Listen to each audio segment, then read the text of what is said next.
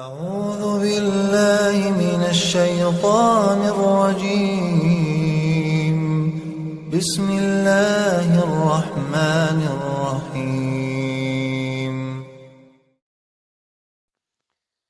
الحمد للہ وکفا والسلام علی عبادہ الذین اصطفیٰ۔ امام بخاری اور امام مسلم رحمہ اللہ نے سیدہ کائنات سیدہ عائشہ صدیقہ رضی اللہ تعالی عنہ نبی علیہ السلام کی زوجہ محترمہ سے نقل کیا ہے کہ ان حمزہ بن عمرو الاسلمی قال للنبی صلی اللہ تعالی علیہ وسلم اصوم فی السفر وكان كثير الصيام فقال ان شئت فصم وان شئت فافطر۔ کہ حمزہ بن عمرو اسلمی رضی اللہ تعالی عنہ جو بہت زیادہ روزے رکھا کرتے تھے، انہوں نے ایک موقع پر اللہ کے رسول صلی اللہ تعالی علیہ وسلم سے دریافت کیا کہ کیا میں سفر میں روزے رکھ لیا کروں؟ آپ علیہ السلام نے ارشاد فرمایا کہ تمہیں اختیار ہے، چاہو تو رکھ لو اور چاہو نہ رکھو۔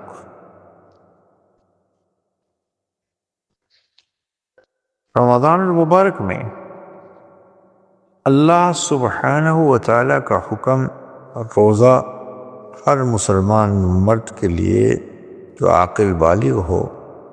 اس پر فرض ہے۔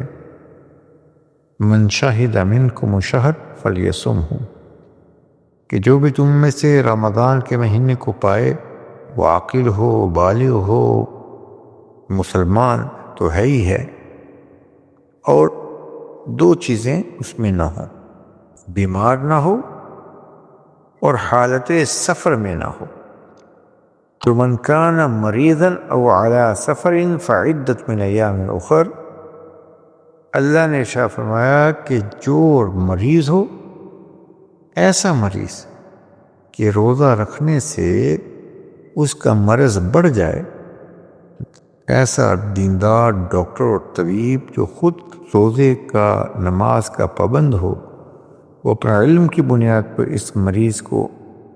یہ رائے دے کہ آپ کے لیے روزہ رکھنا نقصان دہ ہے، یا مریض کا اپنا تجربہ یہی ہے کہ اس کا مرض بڑھ جاتا ہے یا تکلیف قابل برداشت تکلیف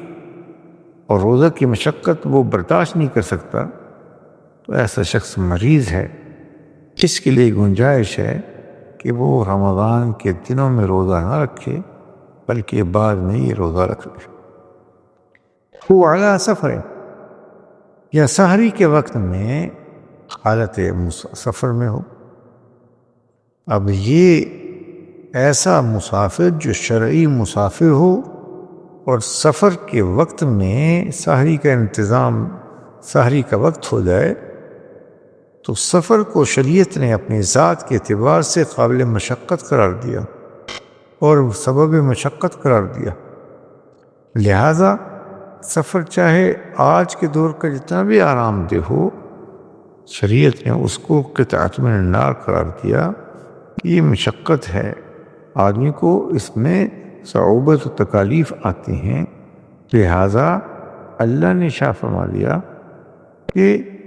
جو شخص بیمار ہو یا حالت سفر میں ہو اس کے لیے گنجائش ہے کہ فعدت من ایام اخر، کہ باقی کے دنوں میں جب رمضان گزر جائے یہ گنتی پوری کر لے کہ رمضان کے جتنے روزے رہ گئے تھے سفر کی وجہ سے یا مرض کی وجہ سے یہ پورے کر لے۔ اس سے یہ معلوم ہوا کہ سفر کی حالت میں سحری کا وقت ہے، ایسے نہیں کہ ایک آدمی نے سفر تو کرنا ہے، سحری کے وقت میں گھر میں ہے، انتظام کر رہا ہے، کھانے پینے کا ہر طرح کا انتظام موجود ہے، لیکن اور صبح سفر کرنا ہے، 2 گھنٹے کا سفر، 4 گھنٹے کا سفر، اور جی کہ میں روزہ نہیں رکھتا، یہ نہیں، بلکہ سفر کے دوران سحری کا وقت آ جائے تو شریعت نے تب گنجائش دی ہے اور یہ حدیث شریف نبی علیہ السلام کے عمل کے ذریعے سے جو صحابی نے آپ سے پوچھ لیا، اور پھر آپ علیہ السلام کا اپنا عمل بھی یہی ہے کہ اگر کوئی شخص سفر میں ہونے کے باوجود روزہ رکھ لے اور کوئی خاص تکلیف اور دشواری اس کو محسوس نہ ہو تو وَأَن تَصُومُوا فَهُوَ خَيْرٌ لَكُمْ، تو روزہ رکھ لینا ہی اس کے لیے بہتر ہے۔ تو چنانچہ نبی علیہ السلام کا اپنا مبارک عمل، طرز عمل جو امت کے لیے معیار ہے، اسوہ ہے۔ آپ علیہ السلام سفر میں کبھی روزے رکھتے تھے اور کبھی آپ علیہ السلام نے روزے نہیں رکھے، تاکہ امت کو جو ان کے لیے حالات ان کے شائن شان ہوں اس پر عمل کریں۔ تو لہٰذا اس حدیث شریف میں دیکھیے کہ آپ نے صحابی نے جب سوال کیا حمزہ بن عامر اسلمی نے، تو آپ نے ان کو یہی کہا کہ رمضان جو سفر میں روزہ رکھنا واجب نہیں، لازم نہیں، انسان کے اختیار پر ہے۔ اگر تحمل کر سکے تو روزہ رکھے، ورنہ افطار کر لے، بعد میں جب رمضان گزر جائے تو پھر ان دنوں میں یہ روزے کو قضا کر لے۔ اللہ ہم سب سے راضی ہو، دین سیکھ کر عمل کرنے کی توفیق نصیب فرمائے۔